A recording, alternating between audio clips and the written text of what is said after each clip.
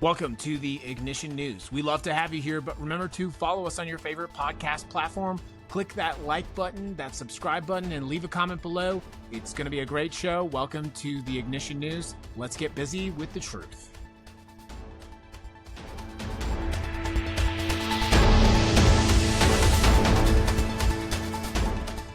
And good morning, everyone. Welcome to the Ignition News. May the 4th be with you, as they're saying in the chat over on TikTok. It is a beautiful Monday morning, and I do have a bunch of updates for you as well. It's good to be back. As a reminder, we stream the show live on Monday, Wednesday, and Friday.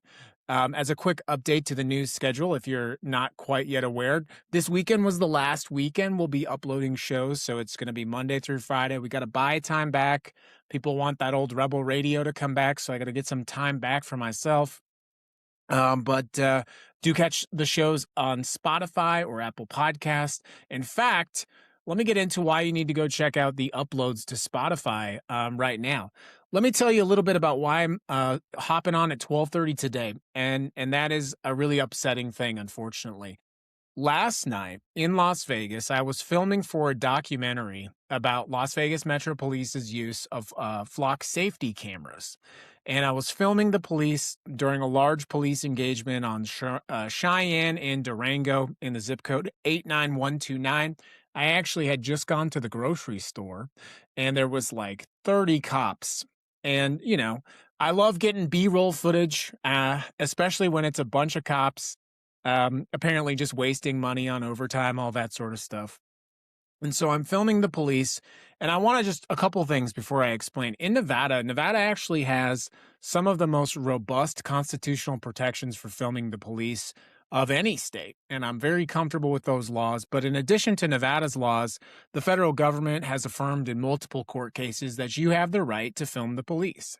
So I was filming the police from a safe and respectable distance, of course, and I was threatened with arrest. Multiple times, actually. Multiple times, some hot-headed detective whose butt was hurt. I don't know what was going on, but he was mad that I was filming, and he accused me of obstructing their investigation. It's all, fortunately, obviously, I was recording, so you can go look for yourself and see who was obstructing who exactly. But if you go watch the video, you can see that it was a classic case of police abuse. So I was filming the police. The first thing that happened was this very angry policewoman. This is actually a classic constitutional example. So I was filming, and, you know, I'm very aware that the police tend to use the obstruction when they don't like to they like to use that. You're obstructing is the new stop resisting arrest, by the way. That's the that's the new thing. And so I'm filming them from a distance of several car lengths away, and this police officer comes up. I can't remember what she said, but something like, "Can we help you?" or something like that. I don't think they use the word help. But I was like, "No, I don't have to answer your questions." And then immediately they get pissy and they get defensive. And this little troll woman police officer, who I don't know, but she's like, "Your car is in the middle of the roadway. You need to move your car." So that's the first constitutional violation. She lied about my car obstructing the road, which factually did prevent me from filming, because I had to go check if my car was factually moved or was factually in the roadway. So that was the first constitutional violation. I didn't have to do this, but I went to my car and I moved it to a smaller parking space, because I was parked in like one of these trailer parking spaces, a little bit longer than necessary for my teeny little car. And I decided, you know what? I'm going to be the nice guy. I'm going to be cooperative. So I moved my vehicle into the smaller spot. I come back and I begin to resume filming. And the small troll woman goes over to my car, and she goes and looks at my vehicle, and she calls my license plate in. That is the second constitutionally suppressive act. Why is that? Why do I say that? Well, calling a license plate in is a form of investigation. When you investigate someone, you should have a probable reason that they're committing a crime. I had just stated to the police officers, plural, that I was legally exercising my First Amendment rights. And so, knowing that I was not interfering and that I was legally filming them, the police officer went, called my plate in, both as an act of intimidation, but then officially conducting an investigation. Whether you like to acknowledge it or not, calling a plate in is investigating the plate without any reasonable suspicion to have done so. She she didn't do that when she falsely claimed that my car was not parked, right? She didn't do that when she falsely claimed that my car was, quote, obstructing the roadway. By the way, you can't obstruct a roadway in a grocery store parking lot. That'd be a slight update to that conversation. And after I called her out on that, I said, hey, I hope you're not attempting to interfere with my constitutional rights. Well, then the big dude just fucking loses it. Just loses it, starts screaming at me. You're obstructing an investigation.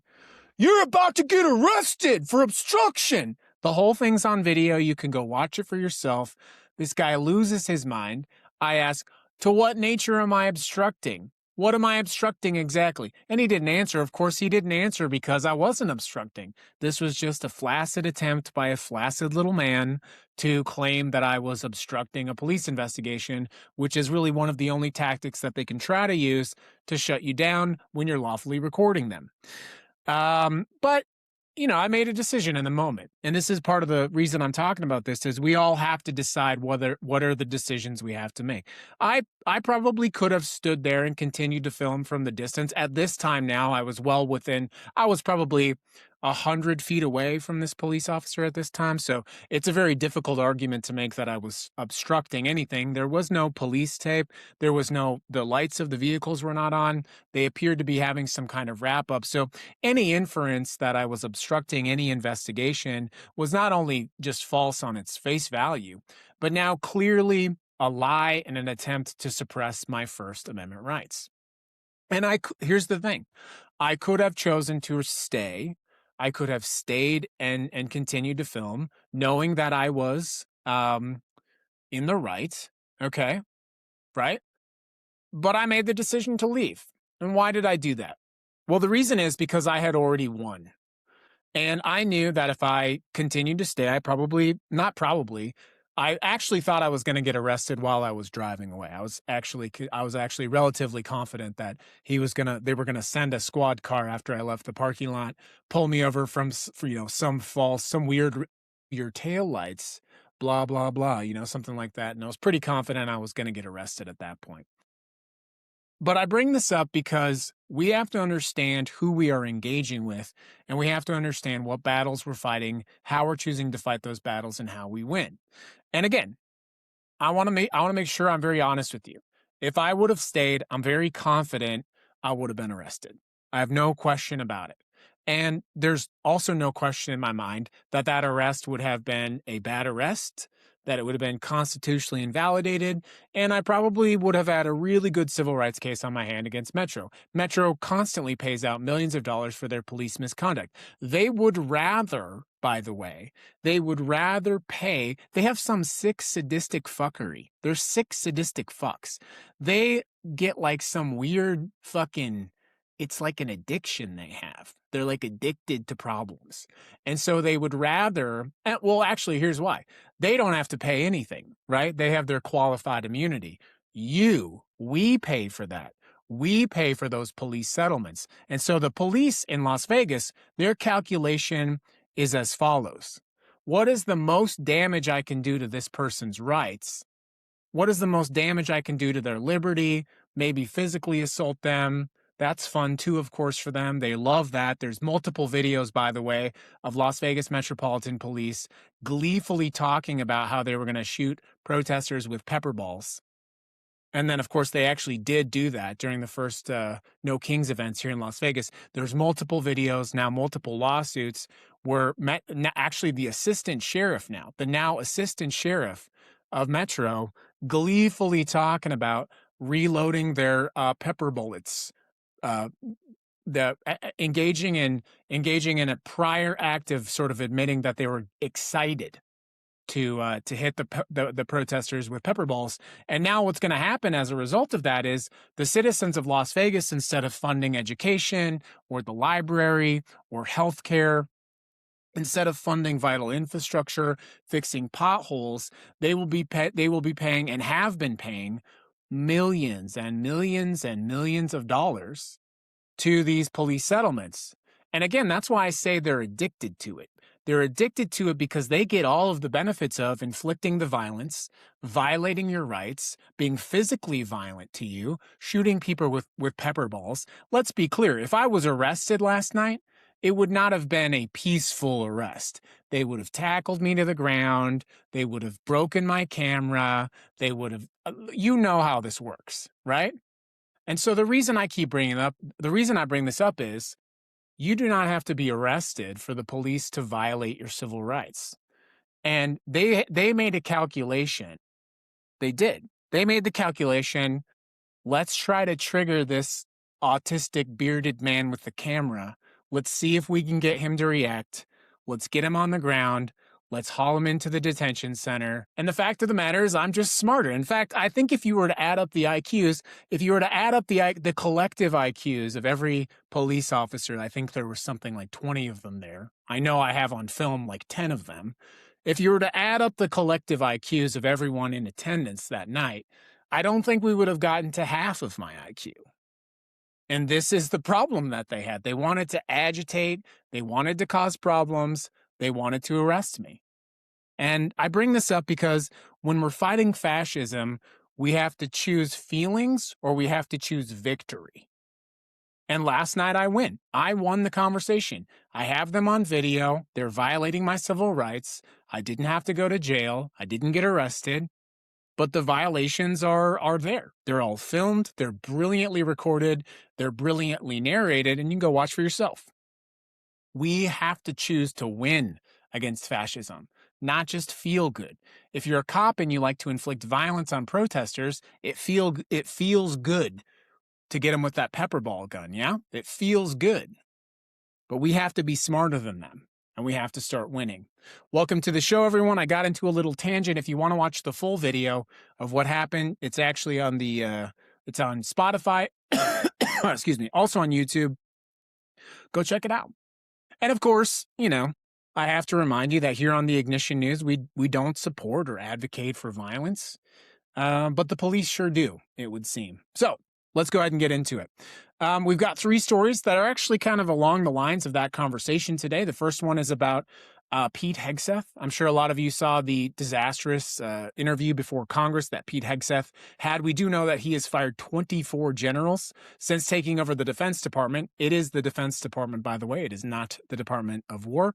There have been no performance reviews of the generals that were fired. There were no public explanations of this. But now we know something that's actually a little bit weirder. When Pete Hegseth hollowed out the leadership at the Pentagon, he replaced it with his wife. His third wife, to be honest with you, Jennifer Rauschett. Hegseth's third wife. Jennifer is a former Fox News producer, not correspondent. And Jennifer has been seen sitting in the back of official Pentagon briefings. She has no government title.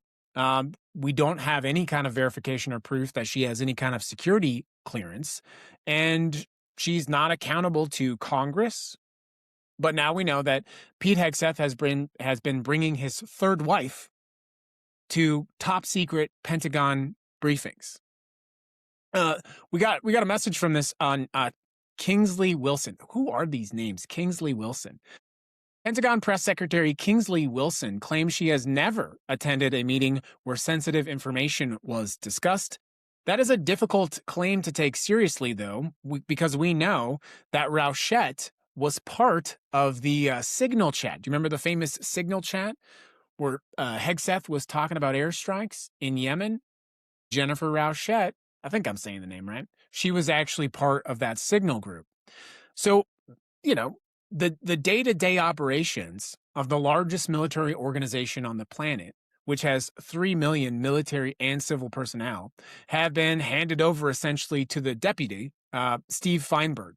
Feinberg is a billionaire hedge fund owner with no prior military experience. We have on record former Army Colonel Kevin Carroll, who said this: this is just disarray. This is crazy. So we've got Pete Hegseth leaking shit on Signal, standing in front of Congress, saying that apparently we're winning this war with Iran. And now we know that his third wife is sitting in Pentagon briefings, which is wild. I just want to also say one of my observations about this administration right now is that it's just boring. And I think the fact that it's boring is probably the most dangerous thing of all, because this president is used to being a reality TV show. He's used to this environment of manufactured reality where things are kind of true, but also kind of not true. And he's used to being able to just capture our attention again and again and again. And I think one of the most dangerous things that's been happening in the last 4 weeks, especially, is people are just tired of it. People are bored of it. You would have this thing that happened at the White House Correspondents' Dinner in any normal moment of your lifetime. What happened at the White House Correspondents' Dinner would be national news for months. It would be on the news every single morning for months and months and months. They would be talking to this person's high school teacher. They would be doing backgrounds. Here's the car here's a little background story about the Toyota Corolla because he drove a Toyota Corolla.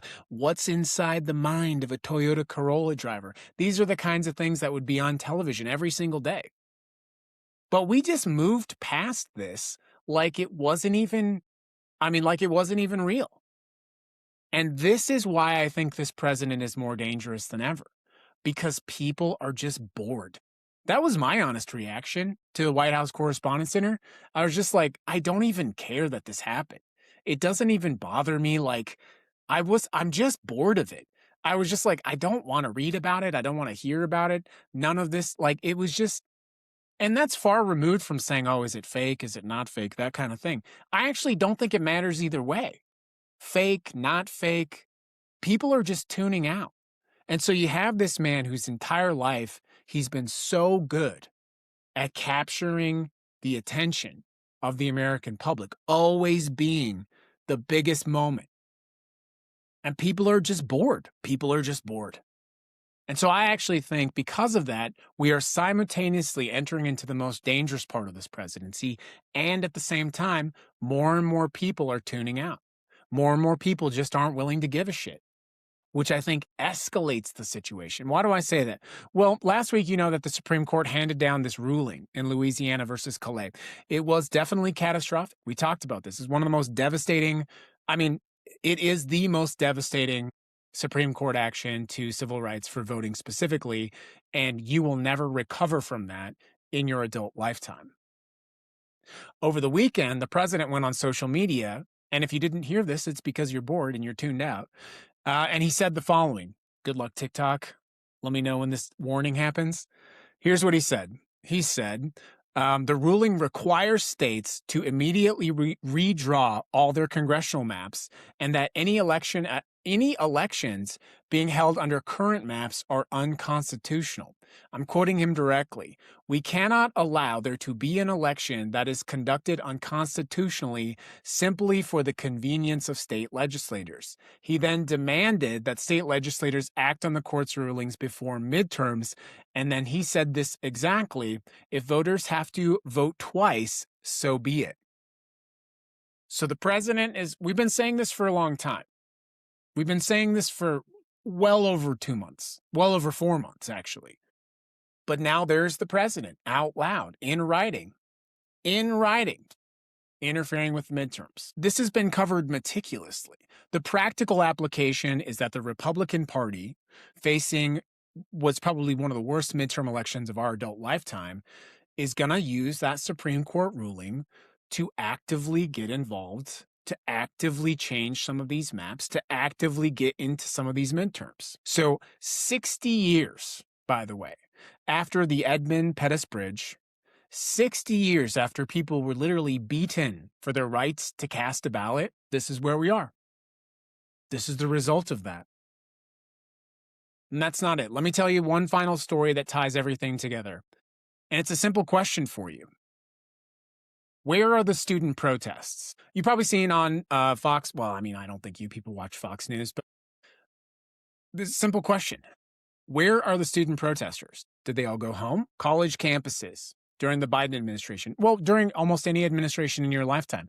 College campuses have traditionally been the locations where the youngest, most active, most engaged members of our society show up under the cover of the Constitution in educational systems designed to encourage free thinking and utilize those spaces to peacefully protest against their government. But we saw some reporting this weekend from Mother Jones. Campus protests dropped 64% between the spring and fall of 2024.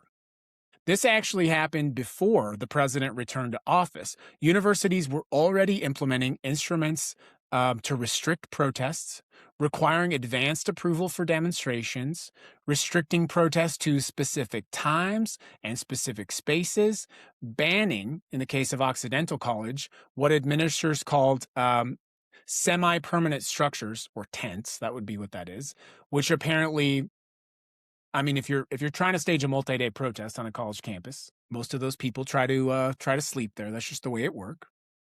So then you have this president come back into power, and he tells the campuses, he says, hey, if you don't start cracking down on this, we're going to start yanking their funding. And finally, these colleges had what they have always wanted.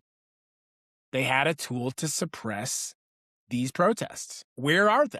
At Occidental College last week, several dozen students set up an encampment they called the Rafah to Jenin Liberated Zone. The 2024 Columbia encampment lasted 2 weeks. The 2024 Occidental encampment lasted 8 days. The 2026 Occidental encampment lasted 3 days before it was violently dismantled. There were no arrests, but the school moved its board meeting to Zoom so the students would have nothing to actually protest in person. This is how they're handling dissent on college campuses. And yet, still, they are showing up. Harvard's Graduate Student Union just went on strike.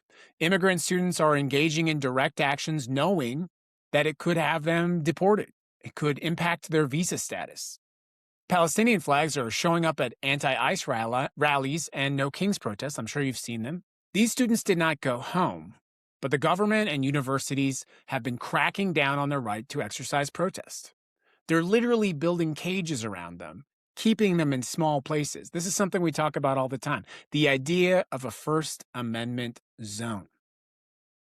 And the question is not necessarily, where are the students? Why are they not protesting? The question is, what are the rest of us going to do to ensure that they have the rights they need to successfully protest?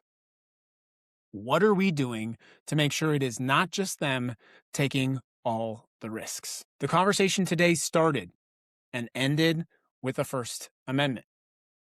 There is a reason that the First Amendment is the First Amendment. There is a reason that the United States of America put that amendment at the forefront of the first 10 amendments, which are called, trivia, waiting for the comment, the Bill of Rights. Exactly. They are designated rights granted to you in the Constitution. They are your rights of birth or citizenship, or the rights that you have simply by planting your feet on the soil that is the United States of America. And for all of the dissent I talked about, for all of the disgust that I have for my local police force, which is violently assaulting the First Amendment, for all of the problems of this country, for the inept corruption in this country, for the idea that the Secretary of Defense has his wife, his third wife, sitting in Pentagon briefings while the press secretary lies about it to our face. In spite of all of that, I choose to be optimistic. I choose to be hopeful. And I choose to believe that there are those among us who can stand 10 toes down for those who cannot stand. For those who have been arrested or deported or threatened, or for those who feel that they cannot stand for themselves. It is not just necessary for us to do this. It is essential for us to do this. It is essential now more than ever. protecting the voice of those who cannot speak, speaking for them when we can, being unafraid to stand up to the violence of the state or the police, and just as I started the show this morning, being willing to win, being willing to play smart, to push back smart, to organize smart, to be strategic, and to be victorious. You can stand in the street and you can scream about how much you hate the government, or you can organize, build community, and change it. I choose the latter, and I suspect you do as well. It's great to be back. I'm glad I'm not reporting to you from a jail cell, although I would remind you that was entirely possible. We cannot take our rights for granted, no matter what. If you want to watch the full video of what happened last night, Las Vegas Metropolitan Police's blatant assault on, that's the thing, not just my First Amendment rights, but your First Amendment rights as well. Every police officer last night who tried to interfere with my First Amendment rights tried to interfere and steal your First Amendment rights as well. They tried to hide from you under the cover of state violence, whatever it is that they were doing. But we win. We won. And we will continue to be victorious. Thank you for hopping on the show today. It's great to be back. That's the Ignition News for May 4th. May the 4th be with you. We'll see you back live on Wednesday. Good stuff.